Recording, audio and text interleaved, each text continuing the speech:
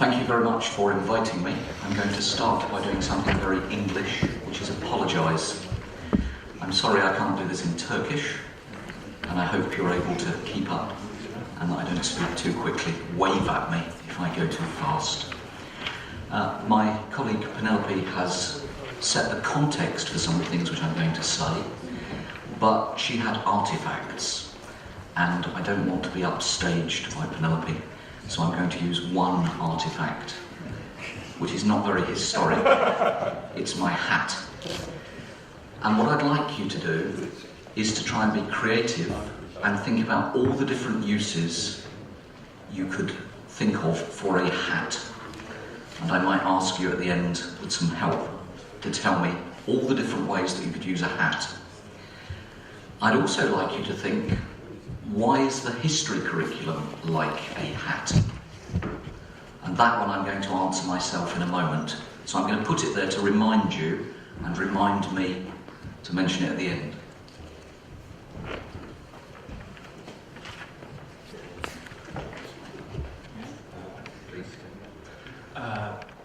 Profesör Dr. Dean Smart şapkayı kullanacağını belirtti ve sizden şapkanın farklı kullanımları üzerine düşünmenizi rica ediyor ve konuşmasının sonunda bununla ilgili size bazı sorular yönelteceğini ve aynı zamanda tarih müfredatının neden bir şapkaya benzediğini düşünmenizi istiyor.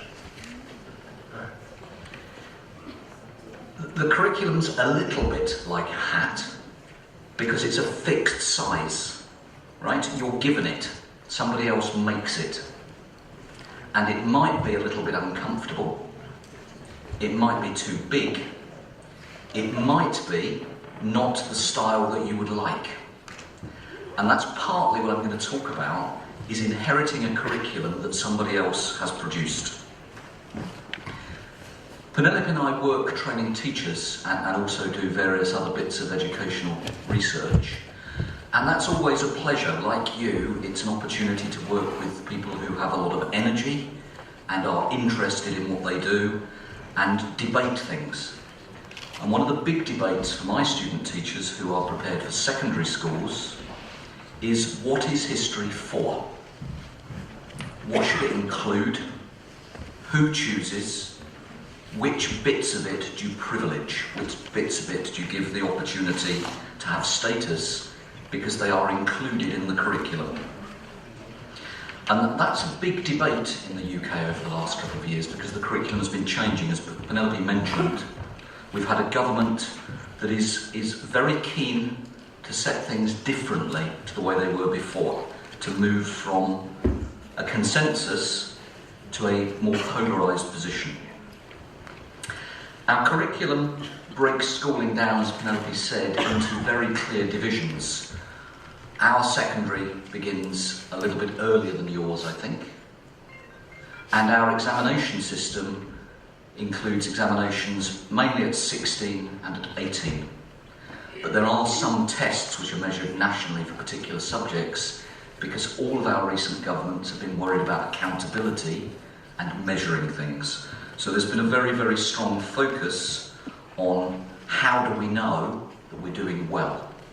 And teachers in Britain are very preoccupied with assessment and measuring, and that's about to be shaken up. So it's a time of great change, and that's some of the things which we're exploring with you, this notion of being in a position of lots of change. Curriculum, of course, is always an inheritance. You pick up what was there already. Nobody begins, perhaps apart from Penelope, with a blank slate. Right? Nobody has a completely new approach. You inherit systems which are already there, you inherit ideas which are already there, and you inherit resources which are already there. And it's very rare to be able to pick up a brand new set of resources, to start from nothing and begin from there. So we have an education system that began around the 1870s for secondary schools and is still very much dominated by what people thought was important at that stage. And it's important perhaps here to mention that we are talking mostly about England when we talk about this. People ask us, where are you from? and we quite often say United Kingdom, but the United Kingdom is made up of 4 territories, 4 countries, and they operate independently, and that's often a surprise for other people. That England, although geographically and in terms of population is dominant, is the largest partner. Scotland, with 7 million people, has always had a separate education system. Wales, with 4 million people, has its own system, very much like England, but becoming increasingly divergent. As the Welsh Government has asserted its separateness, their education system is doing things rather differently. Still many similarities, but increasingly different. And then Northern Ireland, very much a separate and more traditional system also. So we're talking about England, where 93% of the population go to state schools. Most children educated in state schools. And a government that's trying to shake up the model for that. A government that is looking at different approaches. This one. That has this pattern of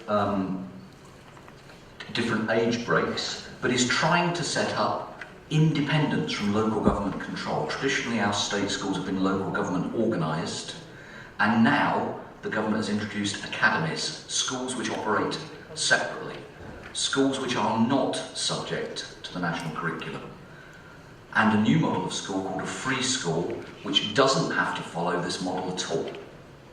And the government is trying to accelerate. It's got 1 more year in power before the next election. It's trying to accelerate that diversity of schools. So that's making a very different sort of picture. That there is this mix of different approaches and this business of curriculum inheritance being broken down a little bit. And within this, there are lots of paradoxes. We have a government that says the national curriculum is very important, but also a government that is trying to create schools which do not have to follow the national curriculum. It's a very strange thing, the notion of here is the national approach, but actually most schools don't need to follow it. Private schools have never needed to follow the national curriculum. Free schools and academies do not have to follow it. So it's a really bizarre thing to be creating a new national curriculum which you intend most schools will never follow. It may still be influential, of course, but it's a very, very interesting paradox.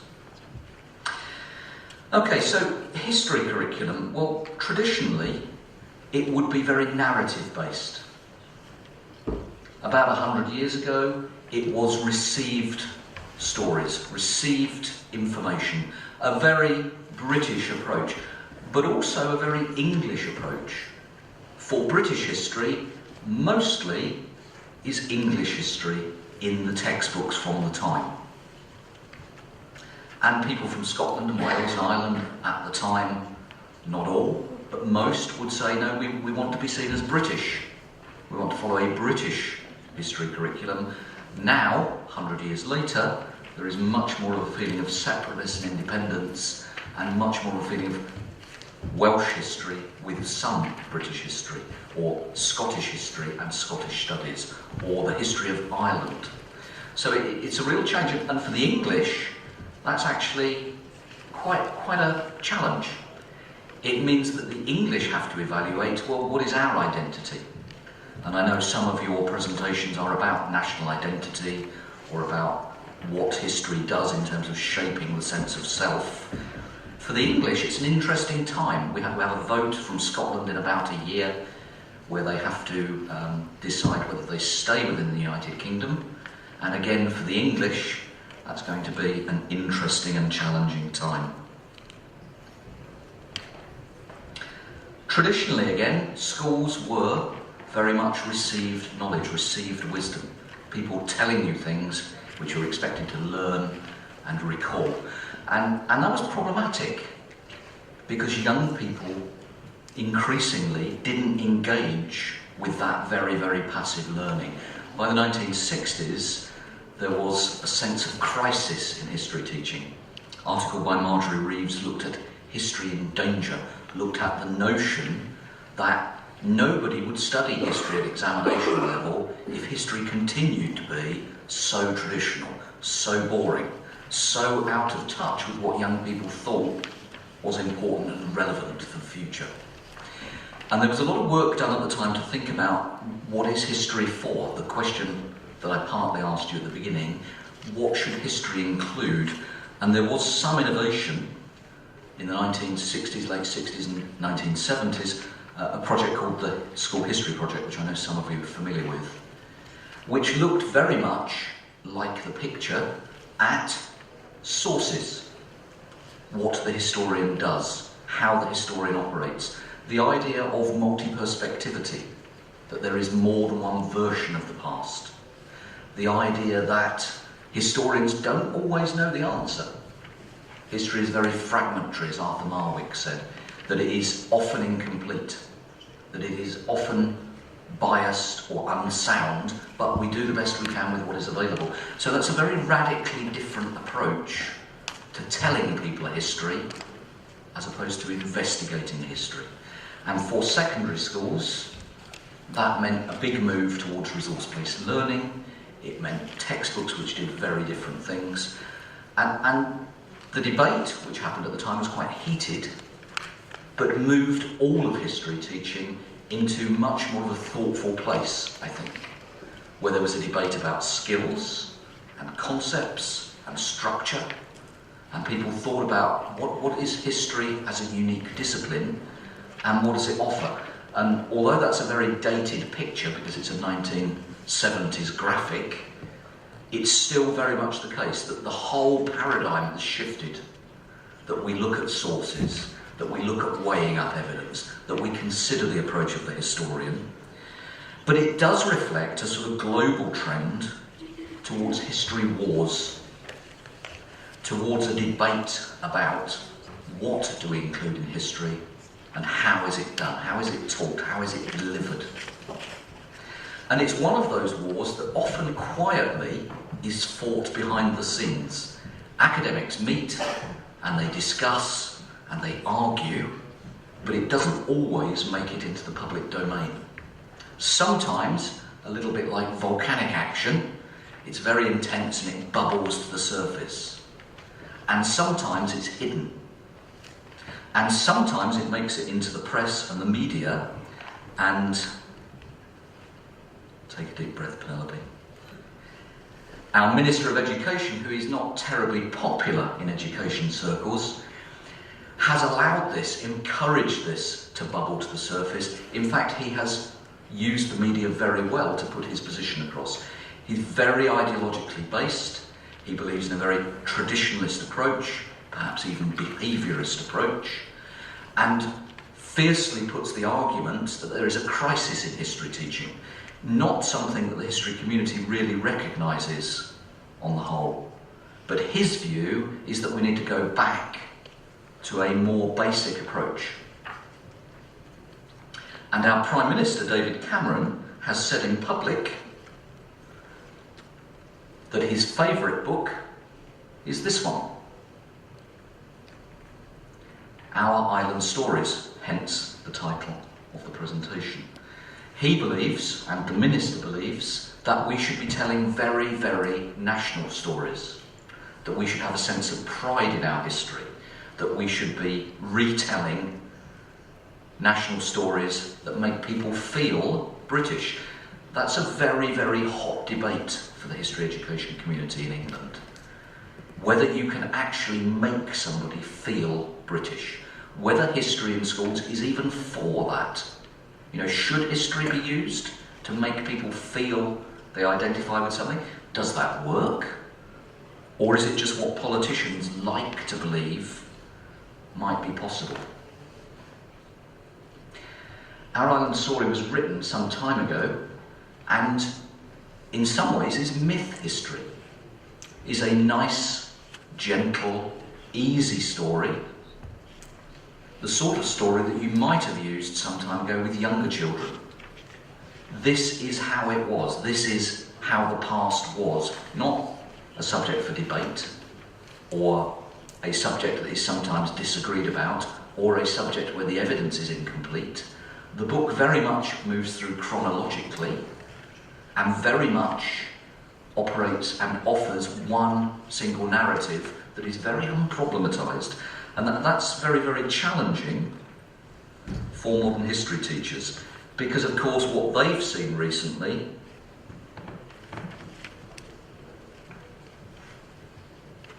is that.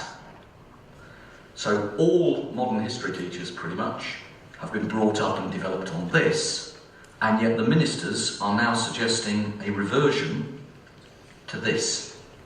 So this has polarised the community somewhat. Back to the image of the hat.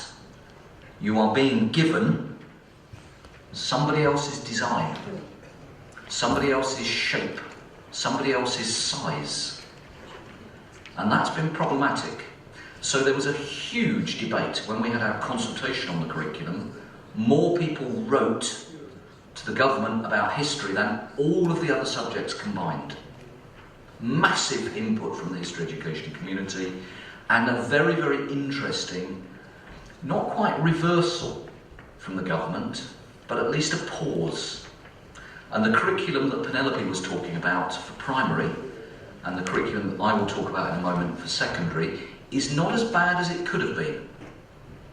In the draft, in the proposals, it was loaded with factual content. Very, very much a tell them facts, make them remember facts, and then test that they know them. And that there's been a bit of backing off from that, because our curriculum has favoured skills and it's favoured concepts for a long time, and now the view is that we should be telling them stories which would be in a particular shape. So the minister used the press and talked about things being wrong, and talked very much about the need to change. And he has made change. We have a new curriculum for primary, which Penelope was talking about. Very problematic for primary educators. Lots of content that is new, particularly for those teaching 7 to 11-year-olds. Lots of content for which there are very few resources. Lots of content that they've never been trained to teach, because England is very unusual. In the United Kingdom, you can stop doing history at 13 or 14, and most people do. History tends to be very successful according to our inspectors, but most people stop studying it. So most primary teachers will not have a very developed concept of history apart from their academic training when they train as teachers, and there that might be quite restricted. Also a new curriculum for lower secondary, very much in the model that the minister wants. But of course the paradigm, the paradox, not all schools will have to follow it.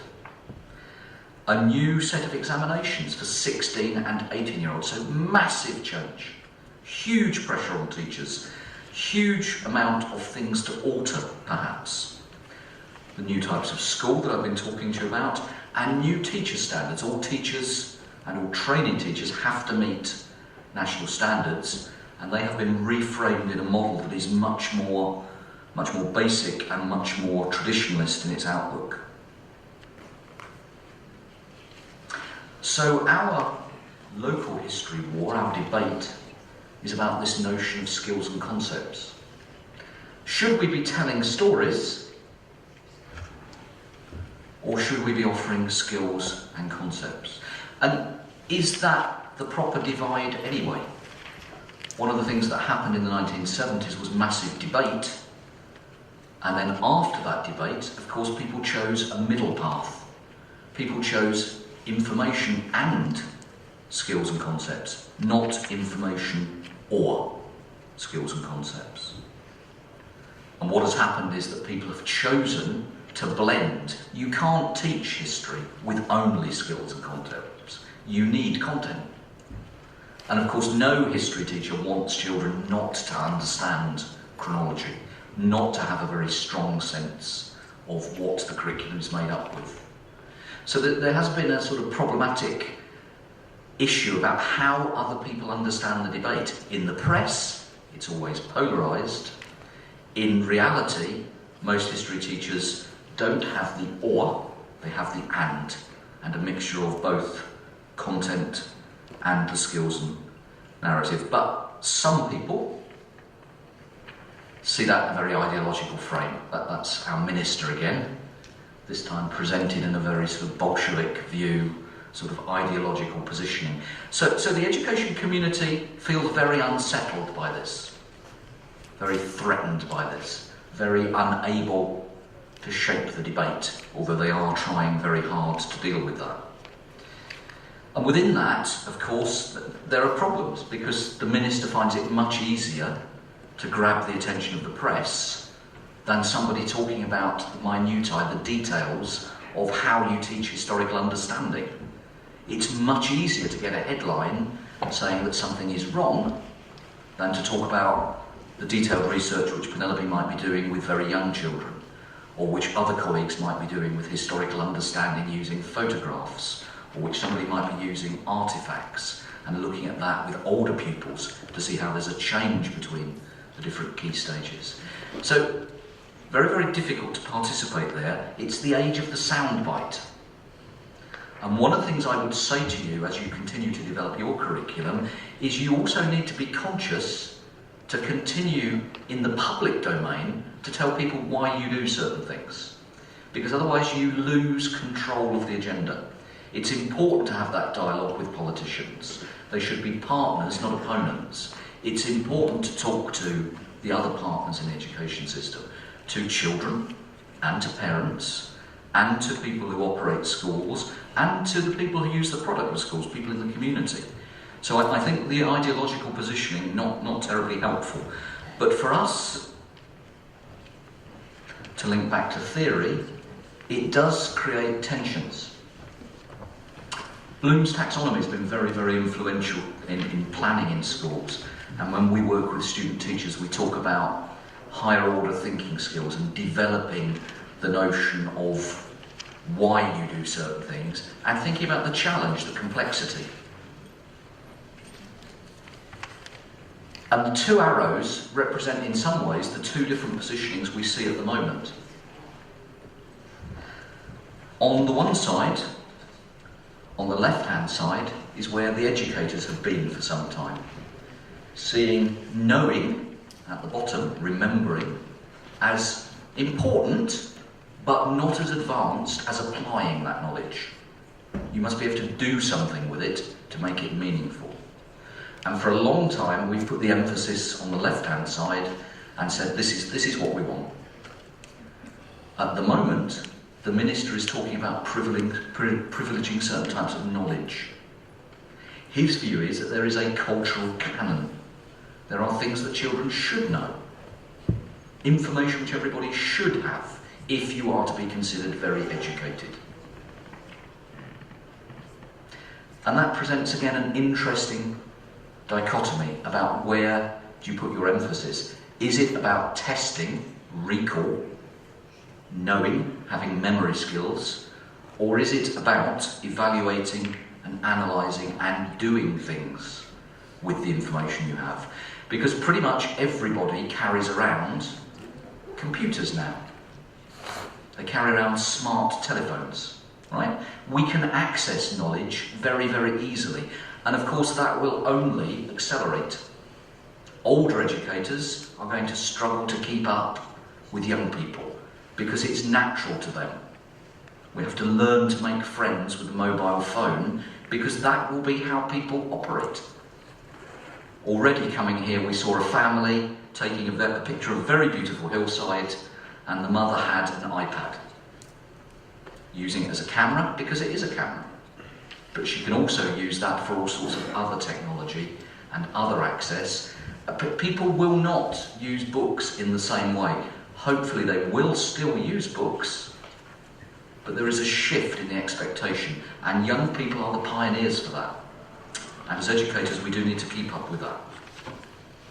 So the challenge then, to think about which of those things we want to privilege, or whether again there's a better way that actually it's both, that maybe we need to change the shape, perhaps a circle even, to think about making sure that we privilege both for a 21st century. Penelope talked about being on to the third, I think, version of the national curriculum, The secondary curriculum has been reshaped more frequently. For us, we're about to enter our 5th version. Don't know what that says about government, partly because this government cancelled an earlier version of the primary curriculum. There would have been another one, and they decided they didn't like it and it wasn't going to happen. So I think, again, just a small insight into the fact that history is seen as important. I think it's Khrushchev who says that historians are dangerous people. I'm not sure I would agree looking at the audience, but maybe. So has the minister really changed very much at all? He spoke in the press about needing to reform history, but not all schools will do his curriculum. And this is what he's decided on. On the left-hand side, the curriculum before. On the right-hand side, the curriculum as it will be from September. Can you spot the difference? Can you tell what has changed?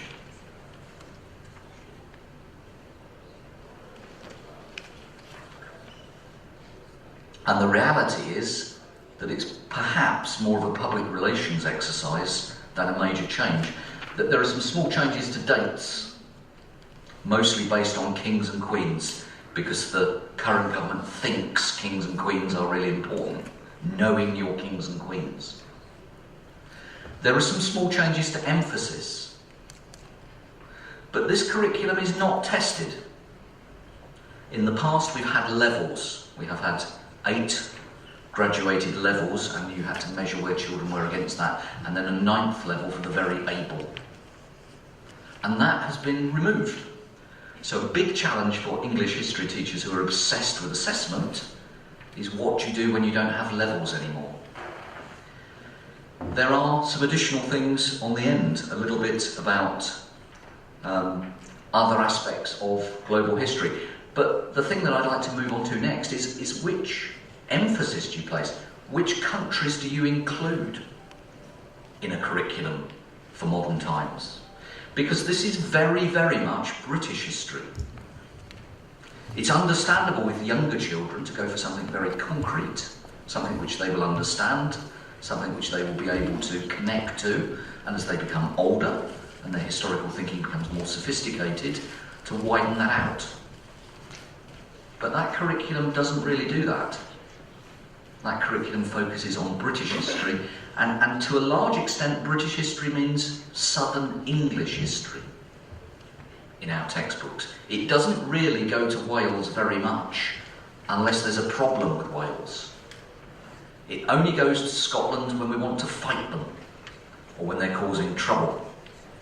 It only goes to Ireland when there is trouble in Ireland. So it is very much an Anglo-centric curriculum, and that doesn't change that. Which is to some extent surprising, because the minister is Scottish. The minister was educated in Aberdeen in a very traditional education setting, and perhaps that's the influence. That very traditional Scottish private education may follow a very British, and for British think English, curriculum. So we inherit what he thinks is important, but not everybody will do it, and it's not tested.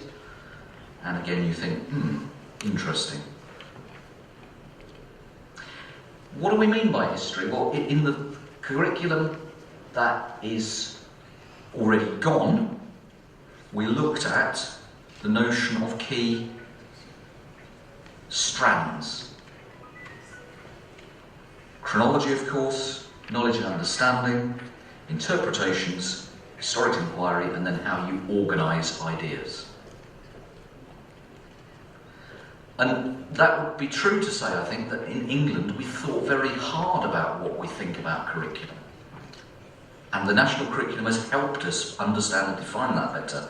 So remember that one, because this then changed to key concepts and key processes. So defining exactly what we thought the different parts of children's historical understanding would be constructed by. The notion that you would have chronology still, that you might look at diversity, and that was looked at in a variety of different ways, that you might look at change and continuity as a feature of history, very much influenced by the school's history project. Yes, history not just as a narrative, but history as a process and a way of thinking. Significance, and then the one that teachers found most difficult, historical interpretation. Okay, the notion that there is more than one way to present history, if you like, multi-perspectivity. And in this curriculum, that was presented as history as differences of opinion about the past, a scholarly debate. History as representations about the past, so the Hollywood approach to history. And history as something that was a bit of a reconstruction, something which was a way of putting together the past, but in a way which perhaps was open to some sort of personal emphasis. So complex thinking about those notions, and then 3 processes which look at how you then do things with that thinking. Again, the notion of inquiry, the idea of using evidence and sources very strongly, and the idea of communicating about the past. And this is where history teachers are now, that they have this very developed idea at secondary level about what we mean history to be. That they have been planning using this framework since 2007. Very deeply embedded in what they do, very much part of the debate when we have conferences. And in that curriculum, the notion of diversity was very, very strongly placed. It appeared in 5 of the different subjects at secondary level, the notion of diversity. But of course, change of government brings change of emphasis, and this has all gone. Concepts and processes do not feature explicitly in the new curriculum. They feature in some of the language explaining it, but they are not explicitly separate. So no levels, no concepts, no processes as separate things. And a very heavy emphasis on British history. And this brings me to a particular interest of mine about how do you shape history for the communities that you serve? When I was teaching in school, I was in a very multi-ethnic school. We had about 60% of the children from different ethnic groups. And children would sometimes say, where am I in this story? I look through the textbooks and everybody's white. And you say to them, but that's not the reality. There have been people in Britain from different communities since Roman times. So there should be people in there who aren't white. And they say, but I don't feel I'm connected to this. This doesn't feel like me. It doesn't feel like my history. So are we preparing in our new curriculum for the reality of modern Britain? That's our ethnic makeup. Still very white British, but in urban places, in cities, can be very, very diverse. Is it more important to have diversity in your curriculum where it's very white, so people understand that Britain has always been multi-ethnic? Or is it more important to have that in cities where it is multi-ethnic? Or is it important to do it anyway? Or is it important to make people feel British? Previous government wanted to glue people together. It had a concern about people feeling British. This government has a concern about Britishness. Some things have sort of shocked them and made them feel they need to do that. In the past, not really terribly inclusive at all, not really something which we considered. Some of our textbooks carried quite a lot of strong ethnic stereotypes. Of course, it's an easy way to represent other people, but it's not necessarily terribly positive, and it's not necessarily terribly accurate. Not everybody from India is a Sikh. In fact, most people from India are not Sikhs. Not everybody from South America looks like a Mexican bandit, like on this picture. So, difficult, because of course most people who write textbooks are white, British, and probably very unconscious of the notion of inclusion. So when you devise a curriculum, How do you go outside of what you already know to think about what other people might need? To think about the stories that you aren't told, but which are still true in terms of their historical validity. So where do you place that emphasis? What do you include? What do you not include? I think in terms of my research, the picture is changing. We do now have some of those stories told. This guy was Islamic. He lived in Britain in the 1800s. He came to work on the south coast of England, and he made a lot of money. He became very famous as a shampooing surgeon, so head massages, right? And he did this with great success. And he's now just mentioned as an ordinary Briton. It's an interesting positioning to take a story and to choose somebody to represent particular experiences. Because of course we do that anyway. Penelope talked about Florence Nightingale representing 19th century women. Not necessarily very typical, but she becomes the iconic figure. This guy becomes the iconic figure for the Islamic community when it comes to Britain. And he is the person you will see, and he is the person that some school children will know about, but not all, because our textbook market is uncontrolled. The government does not say you are allowed to use this book, but not that book. Schools choose. And there are something like 70 or 80 different textbooks, 70 or 80 different textbooks for years 13 to 15-year-olds. So a massive choice for teachers, and individual schools choose. The head of history would choose. So this book might be used, or it might not.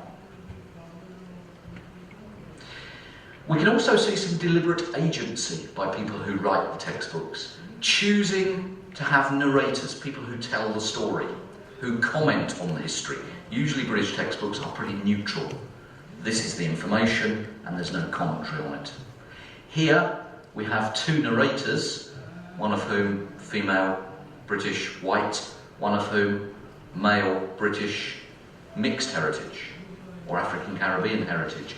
And it's just an interesting positioning, and these guys appear all the way throughout the book, making little comments and observations as a pedagogic tool. So they appear lots and lots of times.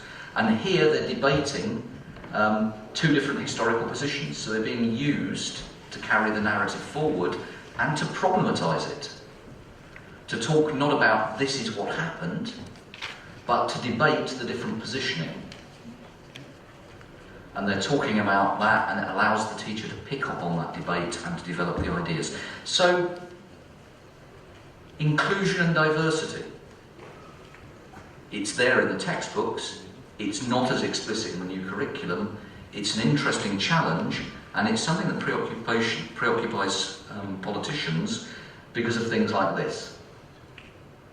The notion that some people might not feel very in tune with society. The terrorist events of 2005, which were a big shock for the British government. The rioting in cities like Bradford, where some of the Asian community felt somewhat excluded, somewhat oppressed by local policing, somewhat left out of things. So there are political undercurrents running. There are problems for history education and the notion of what we do and how we do it and the emphasis we place. And then there can be, perhaps, over-sensitivities. This has many, many different people from ethnic minorities. In fact, if you looked at this, you would think that nearly everybody in Britain wasn't white. But we've already established it's 86%. So this is perhaps too much. Or does that matter? Does it matter that it's different ethnic groups? Do children identify more with their own group? Interesting topic for somebody's doctorate, I think, about whether children need to see a role model. Certainly the curriculum in the past saw it very much as heroes, heroines, role models. Florence Nightingale seen as a very much model, iconic figure. I wonder if we will end up with other icons being created, because they're the people who are mentioned, possibly. So where are we now? Well, in our textbooks, we have this leaning towards British history. We have this notion of pushing the idea of Britishness, the idea of history being a glue to make people feel part of something. In my research, I looked at lots of different textbooks, and there were certain narratives. People who were not white were positioned to particular narratives. And these are the themes that came out. So you had people tied or anchored to particular narratives. And I wonder how healthy that is. Britain has been multicultural, Britain has been multi-ethnic for more than 1,000 years, nearly 2,000 years in fact. But you only see certain people in our textbooks in connection with particular narratives. And I have to say, very, very little any contact with people from the Turkish part of the world.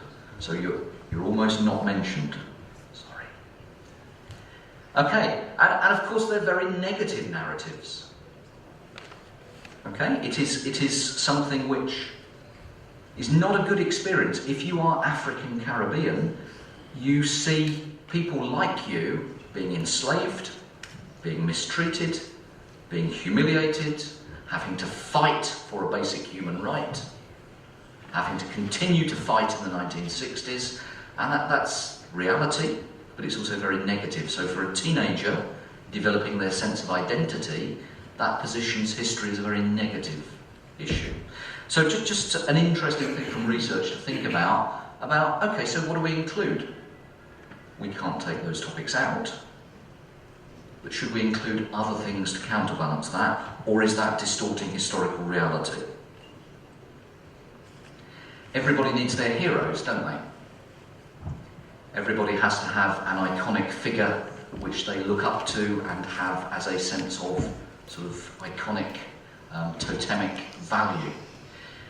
In our textbooks at the moment, this is the guy that is most present for people of colour. His picture occurs in 8 of our textbooks, and he's becoming the icon for the African community because he was very successful. He was enslaved, but he managed to gain his freedom. He managed to then campaign against slavery. He became very famous. He became very rich. He mixed in elite circles. He marries somebody who's native white British and settles in a very sleepy place in the country. So he's an interesting character. And I just wanted to leave that with you to think about narratives. Whose stories do we tell in a time of great change? If we are telling our island stories, our national stories, is it this guy? Or is it somebody from a myth history written 100 years ago in the sort of book that is being pushed as a good thing in the UK? Lots and lots of questions. I don't have the answers. But I hope over the next couple of days that we can debate some of that and talk to each other. 2 things to finish with. Penelope and I wanted to recommend to you a resource.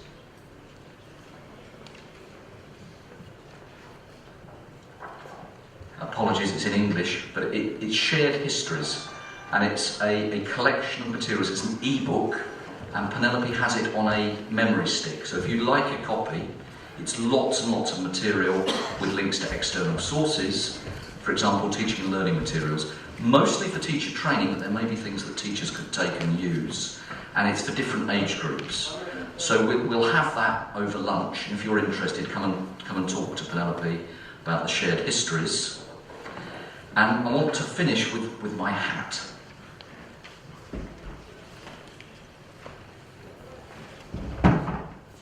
It's possible as a teacher to complain a lot. Yeah? The hat is not your size, it's not your style, it's not very comfortable for this sort of weather. But it's also possible to see curriculum change as an opportunity. And I think instead of being negative about it, we need to think about, okay, so what can I do with this? How can I be creative with curriculum? How can I use what I know about pedagogy and didactics to make it work for me in my circumstances. And the challenge was to think about different ways to use it. So I think I could wear it as a hat, but I can also use it as a fan. I can collect things in it. I can use it to carry things. I can do all sorts of things. And what I'd like you to do, so that we can start a conversation with each other, is over the next 2 days, come and tell me what clever things you decided to do with it. Perhaps a lampshade, or perhaps something else, or maybe even to stop somebody talking when they've said too much. Thank you.